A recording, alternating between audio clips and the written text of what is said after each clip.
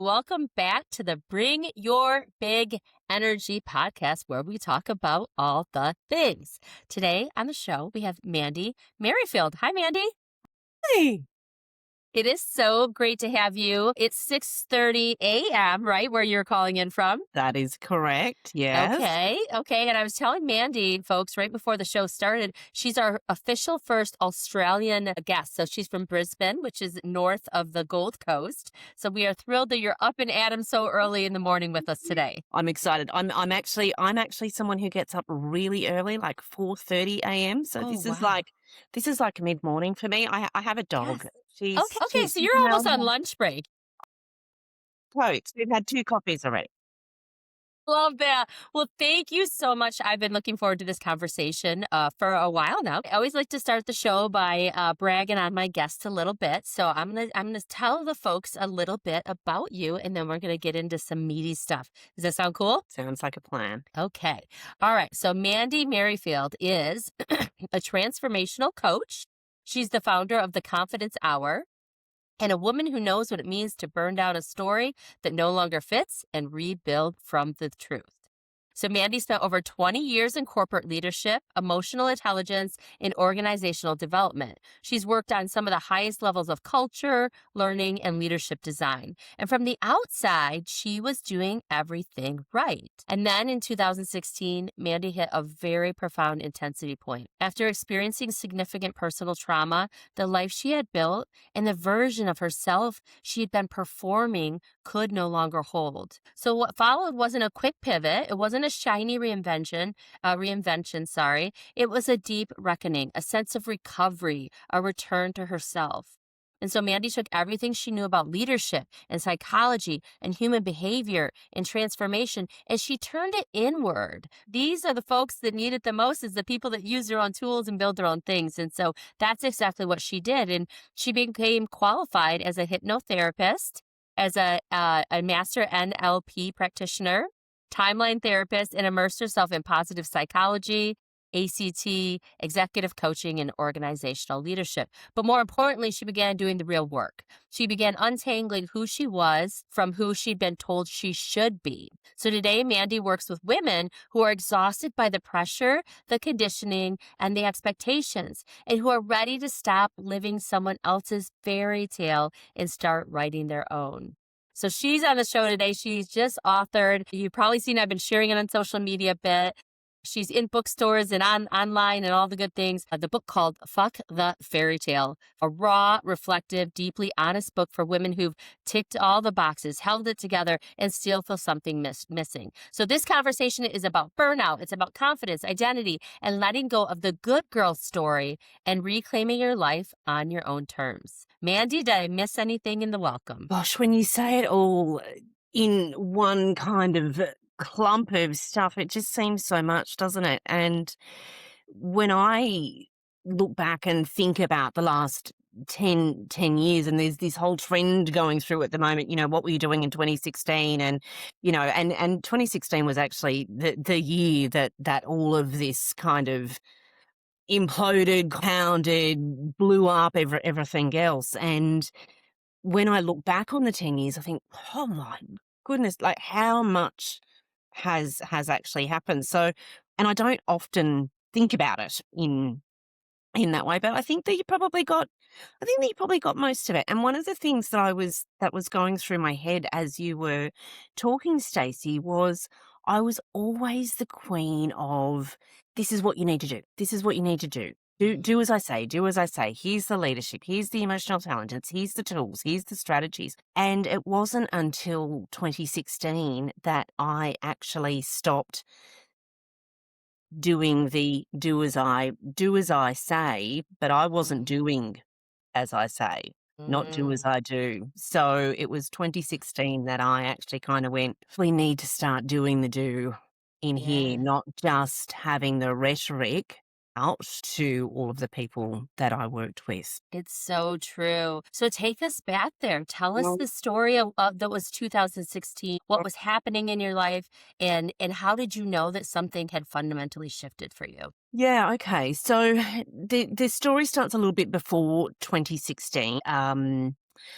was around 2010, 2011. My marriage ended, and I had a picture in my head of what I was going to look like post that independent, strong, sassy, Manolos, pencil skirt, working in the big glass towers and being very, very important in the corporate space. And if we think about that picture, and if we think about TV shows and Hollywood movies and all of the media and social media and magazines, everything that goes with that image has got a glass of wine in its hand. It's got a glass of bubbles. You watch TV shows, you watch movies, and all of the high-powered masters of the universe men, they're late at night drinking their whiskey, and, alcohol went with everything I had in my head around what that image looked like.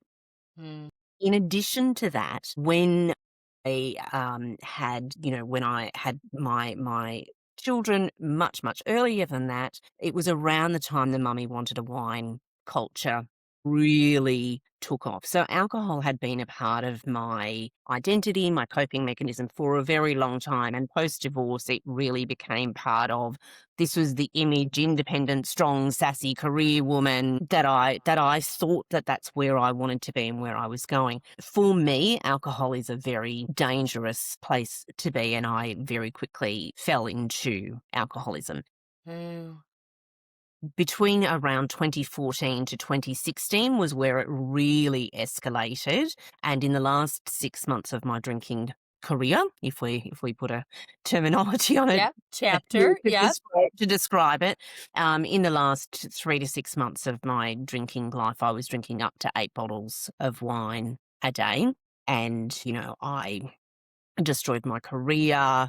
My hair was falling out. My skin was peeling off because I was putting nothing in my body other than alcohol. I was in significant debt. I think we're talking around $500,000 in debt. I hadn't checked my mailbox for about 9 months. I had massive anxiety around checking my mailbox because what comes in a mailbox? Bills. And I didn't have money. My daughters, who I did have shared care for, they went and lived with their dad full time, and thank goodness they so the day that I actually stopped drinking, which was the 13th of October 2016, I had $1.17 left to my name, no career, massively in debt. I think I was probably around, and the trigger warning here, I was probably around 3 days from either ending my life or it ending through physical circumstances, because there was just nothing left. The 13th of October 2016, I remember waking up that day, Stacey, and it wasn't, I think it was a Wednesday. It wasn't the first of the month. It wasn't a Monday. It wasn't my birthday. It wasn't one of, it wasn't a significant birthday in my family structure. It wasn't, there was nothing special about that day. I remember it was around 20 to 10 in the morning, and I remember that because there were no bottle shops open yet. Mm. And I looked out of my kitchen window, and I remember there being mist on the backyard. And I remember the thought going through my head of, I can't do this anymore. Other people don't live like this. And my life, what the fuck has happened? How did that clarity come to you? To this day, I do not know. I do not know. It was just, I was done. There was something really deep, and for the first time in my life, and I was 42 at the time, I acknowledged that moderating drinking was not something that I could do, because I had tried You tried it. I'll switch to beer, or only drink on the weekends. I won't have the bottle of white wine that goes down before the red goes down. I'll only have red, and then I'll only have a glass, and I'll put the lid on the. I'll switch to cider. I'll only drink on, if I'm with people. I had tried everything. And the thing about alcoholism is that it completely rewires all of the neural pathways in your brain. And something that I have learnt as, an NLP master practitioner, and all of the work that I've done in positive psychology is, and hypnotherapy, is that our body loves to have a habit, because our body and our brain essentially, and this is very layman's terms, are essentially quite lazy. A habit makes life easy. The Ah, thing about habits is that our body and our brain doesn't judge the habit. It doesn't judge it as good, bad, up, down, backwards, sideways, indifferent. It just likes the habit because it's a pattern and it doesn't have to think about it. So whether it's the 3 o'clock chocolate in the afternoon or the 7 cups of coffee a day or alcohol or getting up and going for a walk or mhm, journaling every day or, whatever the habit is, your brain and your body doesn't judge it as good or bad. It just likes to keep it in place and it will do everything to mhm, keep it in place. If you think about trying to put a new exercise routine in and I'm going to get up at 5:30 in the morning and go for a walk every day, mhm. how hard is that? And what's Right. the internal talk that happens when you're trying to get out of bed when the alarm goes off at 5? Oh, I'll just stay in for another 5 Yeah. minutes. I'll start tomorrow. I'll stay under the dunas. It's raining today. The internal chatter. And I had this internal chatter around being able to manage alcohol for a really long time. And that day, I do not know what the difference was, but the internal chatter was, you cannot. Wow. So how do you start to rebuild or what? So you have this clarity, you have this moment. And the thing I think's beautiful about this moment, Mandy, is it's so clear. It And people was. talk about clarity. Clarity is such a buzzword. I even talk about Mm. clarity. I'm sure I've Oh, got it in our notes here. We'll talk about yeah. clarity, but and it is a buzzword. But to actually have that clarity, and I know what it feels like to like be running too fast or being sick or being overwhelmed. I get you on the anxiety of the mailbox. Like when I was sick with Mm, cancer, the thought of doing anything was mm, hard. And mm, so the clarity is really hard to come by when you're going mm. through traumatic and or hard things. And so you have this beautiful moment of clarity. And then what happens next? So I had tried to give up alcohol a few times before, so I knew what was going to happen. I knew what was going to happen with my body. I knew I would go into the delirium shakes pretty quickly. So while I still had enough strength, which was probably about a 10-minute window before that started, I got a bucket, I got bottles of water, I got a cool face cloth and positioned myself on my sofa and just I willed myself.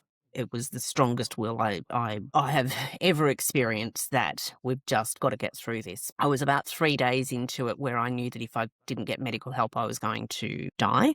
Mm-hmm. Palpitations, disillusionment. The next thing that I did was probably the second hardest thing I've ever done in my life. I rang my mother. Okay. And alcoholics are very, very, very good at hiding. And I was very, very, very good at hiding. My parents had no idea. Mm-hmm. And so I rang my mum and said, Mum, I'm heading to the hospital. I'm an alcoholic. I'm 3 days sober. When I get there, they're going to ring you as my next of kin. So you need to know what's about to happen. And my mum, oh my God, oh my God, oh my God, as you would. Yeah. As you would. Could you imagine getting that phone call? And I said, Mum, I love you. Please stop saying that. I'm feeling judged. I'd need Yeah. to go now. She switched, went into mum mode. And I look back on it now and I think that's where I get my strength from. Yes. She went, right. What do you need? Well, and good on you to ask because we don't ask enough for help at Mm, all. Because that's what I mm, was thinking when I was picturing you on this sofa. I was like, wow, girl, ask for some help. You've got mm. people that love you, but it's so hard in that moment. It's one of the hardest things we have to do. And then here's the way I need your help That's is right. also, and whenever we're in an intensity point, we don't ask for help and we don't know how to ask for specifics what we need. First time I had cancer, we got meals and Mm, we were fighting about these meals all the time. My mm, husband's the cook in our family. It was very inconvenient for him to get all these meals. And we worked through it. We're happily married. But at the end of the day, the second time I got cancer, everyone's like, "How can I support you?" I was like, "It is not meals. It is, we yeah. know it's not meals." But in that, I felt really crappy saying it, but you've got Mm, to be specific on mm, what you need in that moment. Okay, mm. so mom shows up for you. So mum and my dad, they arrived at the hospital. And then, I'd been 3 days sober by then. It was most of the alcohol was actually out of my system.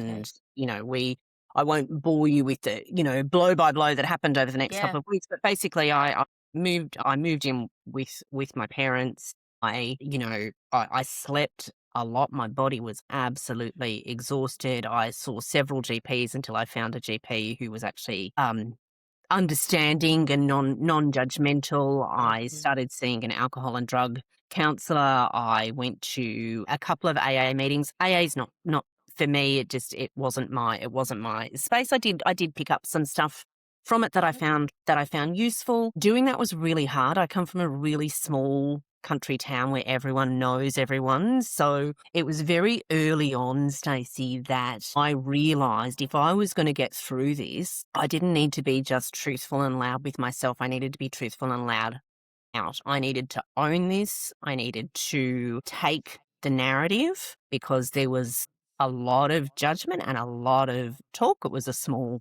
town. I was a straight A student, come from a good family that had been in the town for 150 years. I was married. I had beautiful daughters. I was university educated. All the stuff, all the boxes that were ticked. I ticked all of them, and here I am, an alcoholic who, was at the bottom of the bottom. So for me to move forward, I realized very quickly that I had to put the story out. And that is incredibly brave, Mm, especially because you said earlier alcoholics are very good at hiding things. mm, So you were already programmed, I gotta hide this, mm, I gotta hide this from mm, whatever was happening. And so mm. you take this brave foot forward to control the narrative. Why was that so important? And then what was the narrative? Well, I still wanted to have a life and I didn't want to hide. Alcohol, and I mean, my whole story is not about alcohol, but Hmm. the alcohol is the realization and the turning point. Yes, Alcohol is a big part of Western culture. it is. You celebrate with alcohol. You commiserate with alcohol. You get married with alcohol. You bury people with alcohol. You have birthday parties with alcohol. You catch up with friends. You have, a barbecue and beers on a Sunday afternoon. You go on a first date. Let's meet for a drink. You catch up with a girlfriend. Let's go out for a drink. You have a bad day. You have a drink. You have a good day. You have a drink. And I realized that I didn't want to hide. I still wanted to have a full life and a full social life. And so for me, that meant that I had to very quickly become comfortable that I wasn't going to be able to get away from that culture. Mm. And in 2016, it's quite different now. It's certainly a lot more acceptable that people don't have a drink, but in 2016, that wasn't the case. Hmm. There were many occasions where, oh, come on, just have a shandy, just have a spritzer, I'll just have one. And I'm a very pragmatic person, and the conversations that we've had so far, you're really aware of that. Um, and I didn't want to have to shock people into saying, thanks, I'm an alcoholic, but I'll just pass for today. I didn't want to do that to those people Right. in that moment. So I just I it was known, and it stopped that. But it also meant that I was comfortable to go out. I still go to pubs. I still go out Hmm. for restaurants. I still go out for dinners. I'm still a very social and active person. I have changed more very much in those early days. I would go out for breakfast more than dinner, and I would often put in contingency plans if I felt uncomfortable. Hmm. I had certain people in the family going, "Awesome, you're a great designated driver," and I was like, "Hmm, Don't want to do that every time either. that one really killed me, but yeah, look, let's look at what's in it for you." Yeah, exactly. Bright side, silver lining. I don't know. Yeah. So that was, that was why I chose to be loud and, really step into this new persona, because for me, I had to tackle it head on Yes. to be able to, because hiding any part of it would have eventually led me back to where I was, Why? Why do you feel that way? because hiding is insidious. Secrets are insidious. If I'd Mm, have been lying to myself or to the people in my world in any way, it would have made it easier to be able to hide that sneaky one or sneaky two. So, It also to made it accountable. I was accountable. yes. So everyone knew.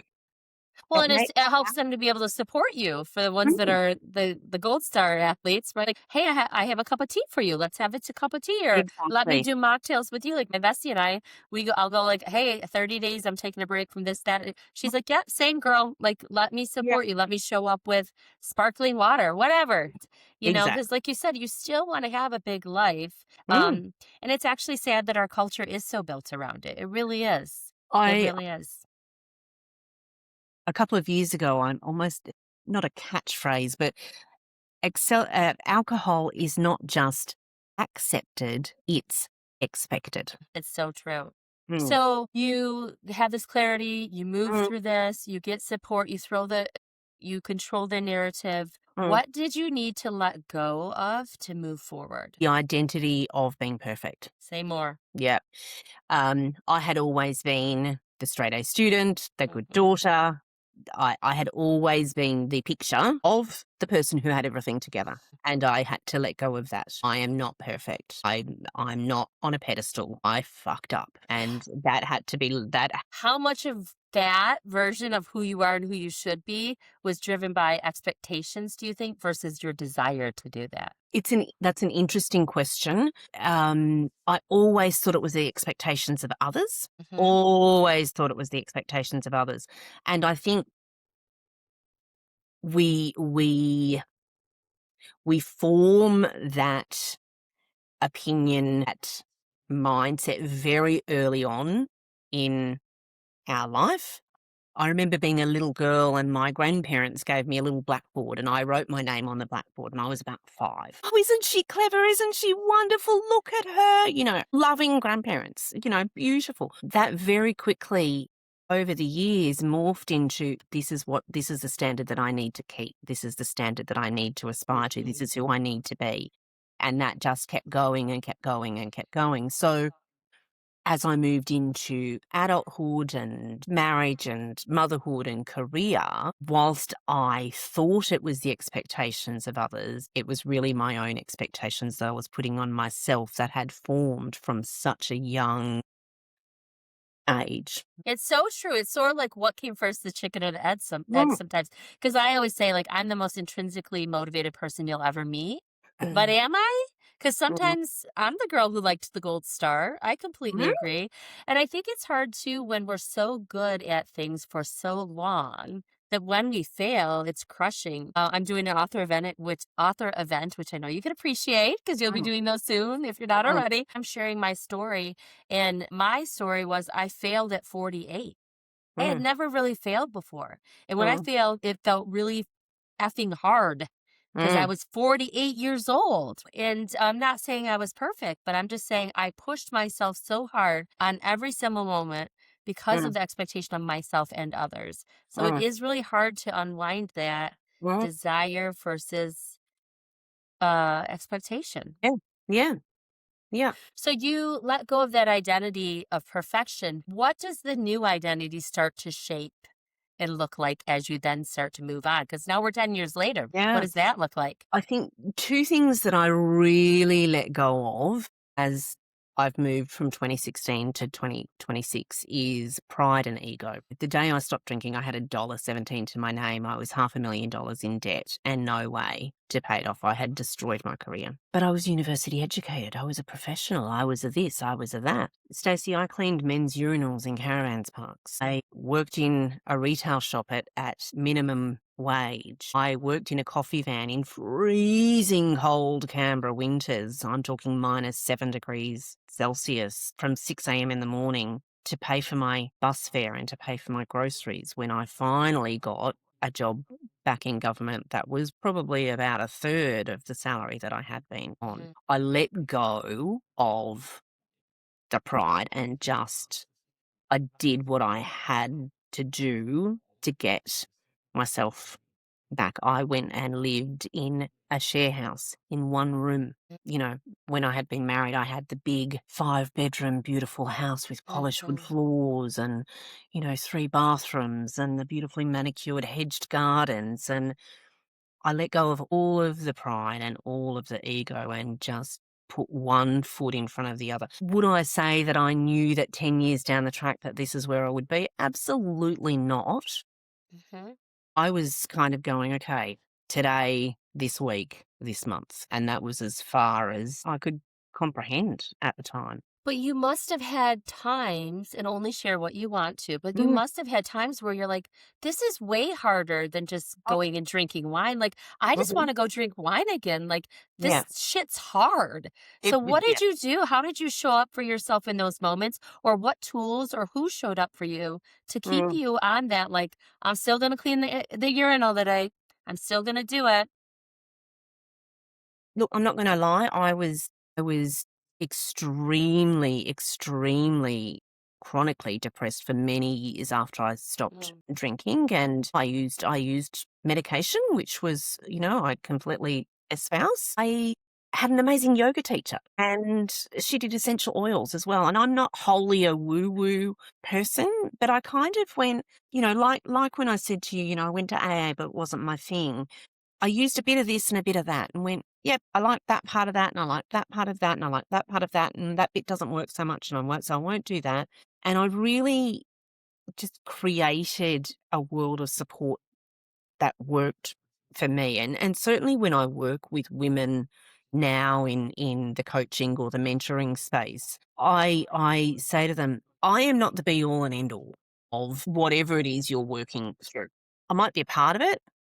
I'll be a part of it. mhm, I'm not the be all and end all. And my go-to, to be very honest, in those early years is I would put myself to bed. mm, Instead of having a drink, I would put myself to bed mhm. because that might have an hour or 2 hours where I wasn't fighting the Noise. demons in my head. About a year after I stopped drinking, I was able to move into a rented townhouse that was my own space again.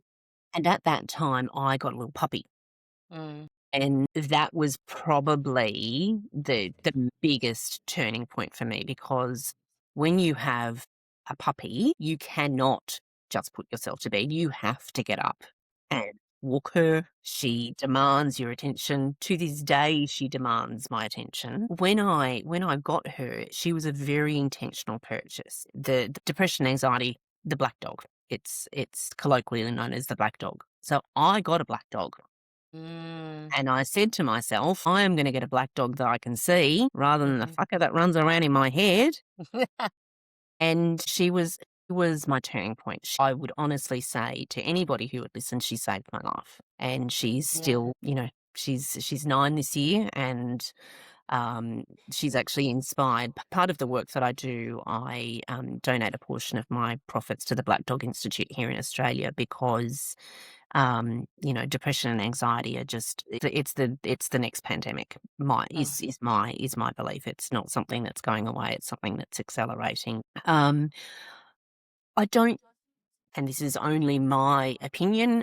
I think that once you've had the level of chronic depression that I have had, that it probably doesn't ever go away. So mhm, I've got some tools in place now that I use to work with that. And in the early days, I had an arrangement with my mum because she would ring, she would ring, she would ring, "Are you okay?" Because, I was very honest that, I had been suicidal and, I'd hidden drinking 8 bottles of wine a day. So my mum would ring to check on me, as any mum would do because they're worried. But the more she would ring, the more anxious I would get because I wasn't able to pick up the phone because I was so depressed. So we came up with an arrangement that if she did ring and I feel like I couldn't answer the phone, I would force myself to send her a text. mm, "Mum, I'm okay. I'm in a bit of a black space. I mm, will ring you tomorrow." And we had that arrangement and we put that strategy in place. And that was really hard for her as well. mhm, But, so much credit to my parents. They were on a very steep learning curve with regards to mental health, and mhm, they did exceptionally exceptionally well. And that was one of the first tools that I put in place. And as even now, there are days where, it catches you. It doesn't ever mhm, go away. And, now I'll go for a walk, mhm, or, I'll cuddle my dog, or I will do a bit of crocheting, or I will ring a girlfriend, or I'll just mindlessly scroll for a bit. Or, if it is a Sunday afternoon and I have had a crazy week, I might allow myself to have an afternoon siesta. I have tools that I put in place. And if I feel myself going down, I will let someone know. I talk Mhm, very openly, and I'll also give myself a time limit. Okay, mhm. 24 hours, sit in it, feel it. All right, time to get going. Come on, get out of bed. Yep, Let's go. yeah, You know, we've only got one life, Stacey. I'm not going to yes. waste it. No, and what advice would you give? So again, hindsight's 2020, and I Mm, love that you're so authentically real that I still have days because mm, I don't think any of us are cured from our trauma ever. And no. we're just not. And I And think I'm people not expect perfect. I'm never, ever going to sell myself as right, a coach and say I'm perfect because I'm not. right. Right. And I think that's what makes us great coaches is Mm, we've been a bit of a hot ass mess. Like, let's be mm, honest, we've had mm, trauma. We've mm, walked in the dark stuff. So if you think about like your story arc, and then I want to get into your actual story here on the mm, fairy tale, mm, what advice would you give someone that's in the middle of that messy, hard stuff right now? If you think mm, about like the hardest days along your walk, what advice would you give to our listeners there on mm. some things to do or think about or Yeah. tools? So the first thing, and I work purely with women because that's the experience I have, and that's what I know. Love. Get those Bridget Jones pants, those big ugly Mama Bridget Jones pants, and pull them up. Take a deep breath and say something. You know, Yeah. whenever I'm feeling I want to say something but it feels uncomfortable, I think pull those big girl panties up, Mandy. Yeah. Sometimes I will say I need to say something. It's probably not going to come out right. So I'll preface what I'm going to say. It's gotten easier over the years. I have obviously worked in leadership for solidly for 10 years now, and 20 years before that, before all of this happened. And, communication's kind of my thing, and relationship building is kind of my thing. But there are still times where I'm like, I've got to have a conversation. I don't know whether I'm going to land on the right words. Mhm. So I'll preface it. And it might be, look, Stace, I need to have a conversation. Might be a bit Mhm. yucky, and it may not Yeah. come out the right way, but let's just go into this with kindness and love and good intent. Yes. Yes. Like just say it out loud. Right? If you're, hey, I'm really struggling today. Yeah. Or Or I this I happened and you said this and it made me feel like this. And I know that that's probably not your intention, yeah. but this is why I'm acting this way or behaving this way. Yes. Which is such a lost art, Mm, communication. I feel like I work with a lot of clients on having crucial conversations, we call it, uh-huh, right? With uh-huh, radical mhm, candor and all of that.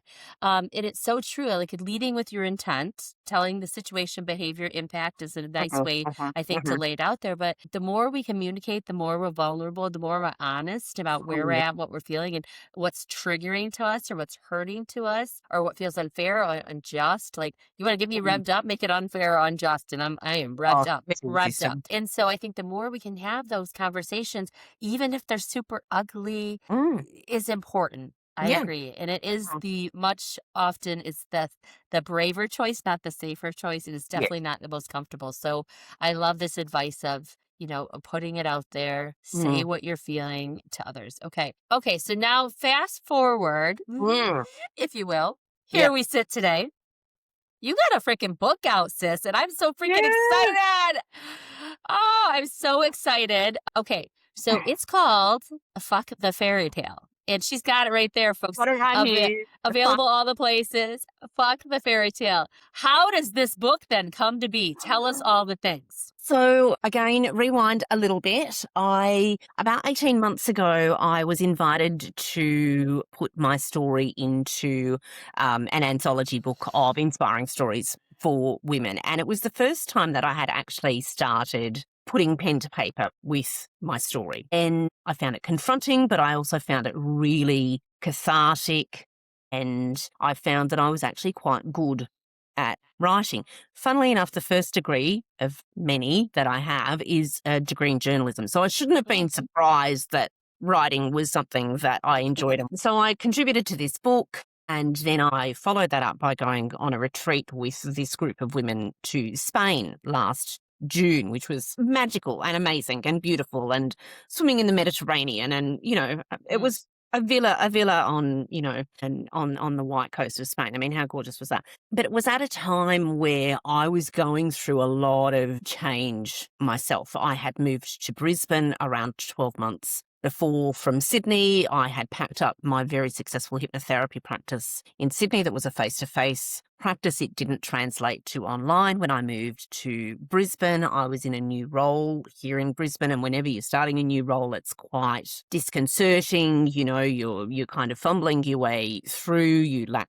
a fair amount of confidence as you're learning the ropes and learning a new organization. I was in Brisbane for the first time in 30 years, and my dad had also recently passed away. Mm. So I was in a space where I was like, I don't know what I want to do with my coaching practice. My confidence was pretty rock bottom from, I just did hypnotherapy practice, hadn't translated. My dad had just passed away. I was in a new city, I was in a new job, and I just didn't know where to go and what to do. So going to this retreat in Spain, there were 4 other women from all over the world who were there in Spain with me, and it took a couple of days, but I started seeing myself through their eyes.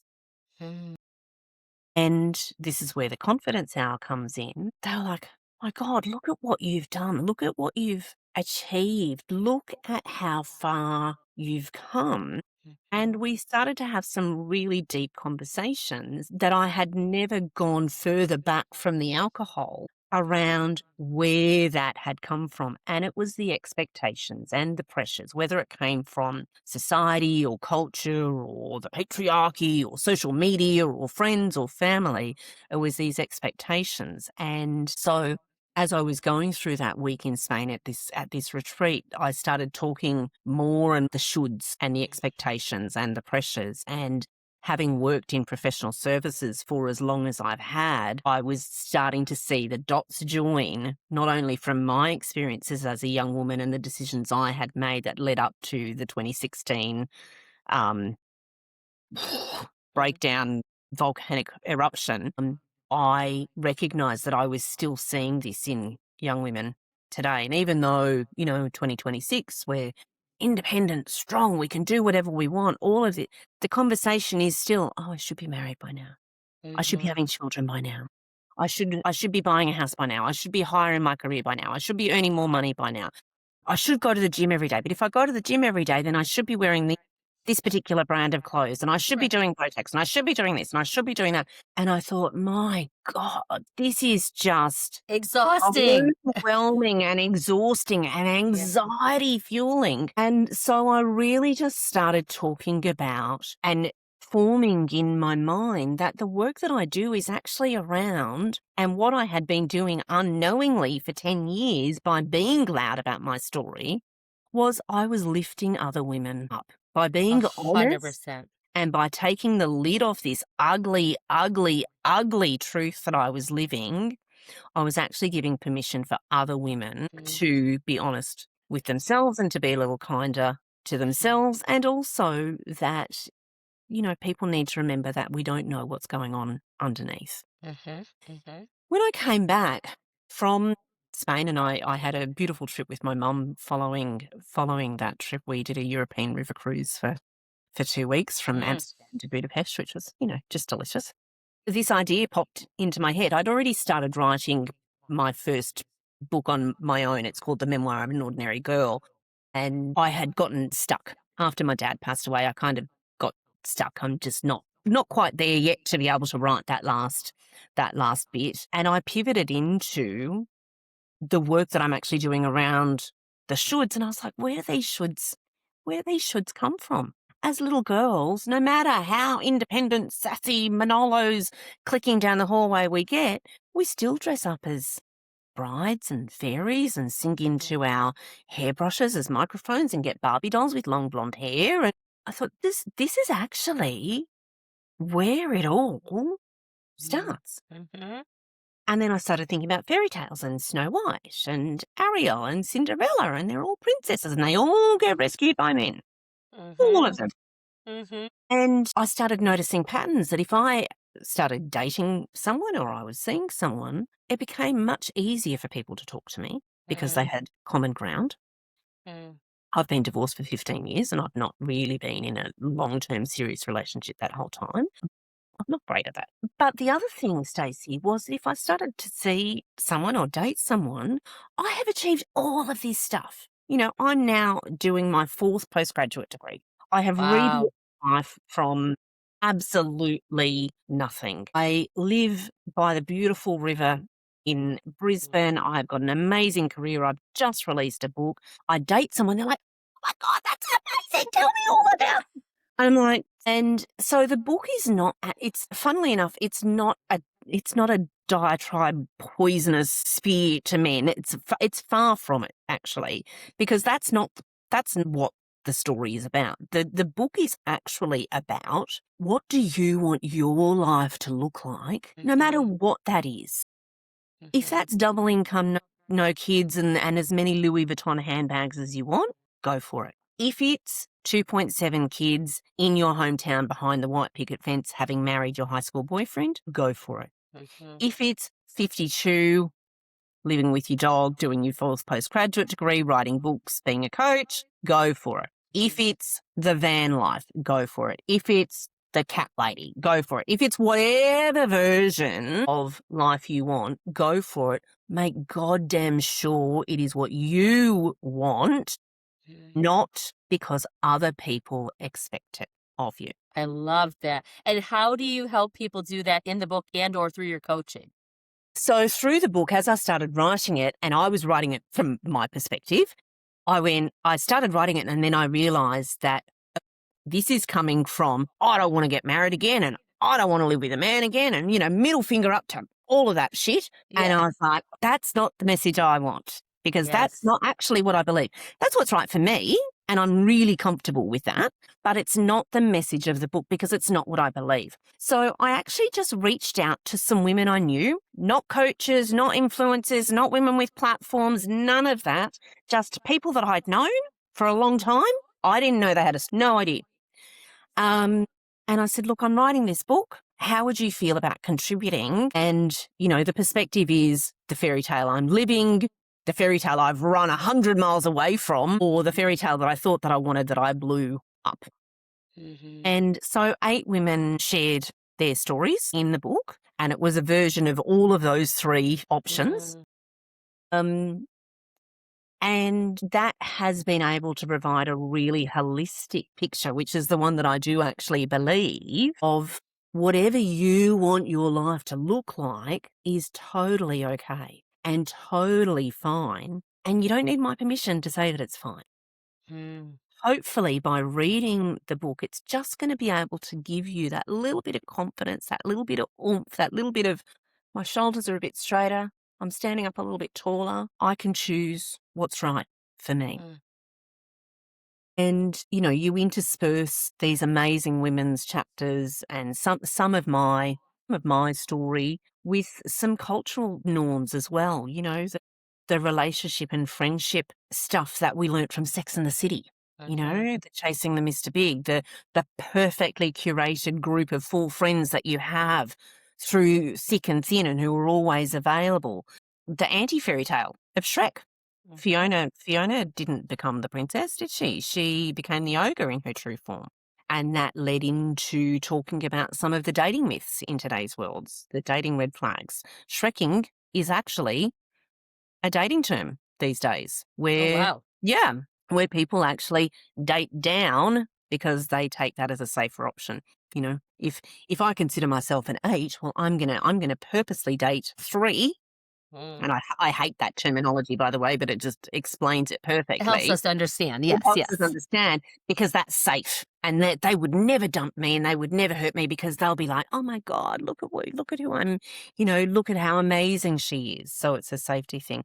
And then I talked about and I researched and went, wow, all of these dating terms that we have, shrekking and lifeboating and gaslighting and all of these things, they all come back to the fairy tales of Cinderella and Snow White and Ariel. Like they're so ingrained in our society. I've talked about the Fairytale of Sin. I grew up in the 90s, Kate Moss, nothing tastes as good as skinny feels, and what Mhm. that does to our self-image even 30 years 30 years later. So there's so many aha moments and so many lessons throughout the book that I don't necessarily take credit for. They're all out there. There's a lot of home truths, not just from me, but from the women that have contributed. And I got them all to write themselves a letter to their 15-year-old self to finish their chapter off, I can't wait to read it. I love that.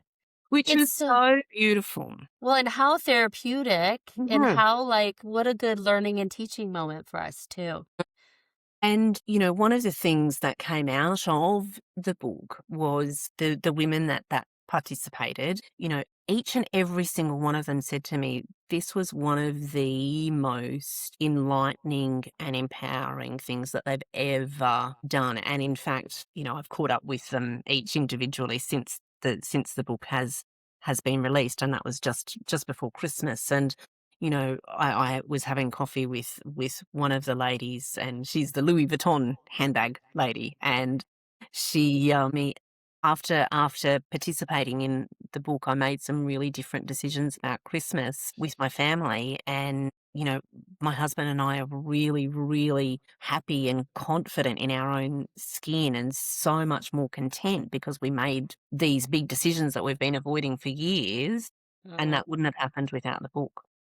So I've recently started a Substack platform because the people who have now read the book and are coming back to me with feedback going, I wanted more of those stories. I wanted more of these real women's Mhm. stories. So whilst that will be a structure that I will continue to use as I go into future books, it is something that through my Substack, I'm just doing the short blog pieces around being the strong one or the good daughter or Mhm. and it's again highlighting these just ordinary women, honest lives. And I think that we need more of that because it takes away the highlight reel that we all live with these days. Which is 100% why I do this podcast. I want Mm, real people like mm, you sharing mm, their really hard intensity points, or people that living like unconventional lives, and the honor to tell people's story, which I know mm, you clearly hold in your heart mm. too. But it Yes. just helps us all connect in this humanity and Yeah. to learn so much. So if there's a woman who's listening right now Yeah. and she knows that her life is no longer fitting her, she's thinking in her head, I can't keep doing this. But she's terrified to change because change is so freaking hard. Mm. Leave us with today, what's that first brave step that she can make? Reach out to someone, whether that be me who can help in a professional sense, or whether it is a trusted friend or a family member or a service like a counselor. Reach out to someone. If that someone happens to be me, I coach a little differently to most Yes, people. And tell us the work you do. yeah, I base my coaching very differently to most coaches out there, and that's not a slight on how other coaches work, not at all. Just really feel and sit in what would have worked for me 10 years ago, and that's how I model my coaching. So I don't put people into $10,000 mastermind containers or 12-week programs or 6-month programs, a big promise at the end of it. The way that I have got my coaching practice set up is that you have a session with me. It's a good 2-hour session. I Mhm, send a questionnaire before, like we'll have an initial conversation, make sure it's mhm, the right fit for the client and also for me. Because if I mhm. if I don't think that I can help you, I'm not going to take you on as a client. I'm not wasting your money. Absolutely Same, no. it's so important, so important. I love that you Absolutely say no that. way in the world. So we'll have an initial call to make sure that we're the right fit. And then from there, I will gather a whole lot of information from you before we do our session. And it's a 2-hour session. We will absolutely go through everything from top to bottom. I will care for you. You will know that you're loved and you're supported, but I also will not pull any punches. And if you want to have more sessions after that, we can have a look at what that looks like. But I kind of model it on a on a doctor or a psychologist kind of model, in that you need an appointment, you make an appointment with Mhm. me. because most of the time I've found over the years that people spend 2 hours with me and off they go, Mm, and they might need to come back in 3 months' time or 6 months' time for a bit of a top up or a bit of an yeah, adjustment. I don't necessarily do the big masterminds or the 6-week program with the promise that this is what you're gonna look like at the end, because I don't know what you're gonna look like at the end. I can give you all the tools, all the guidance, all the advice, all the real life lessons that I have learned. I can ask all of the right questions.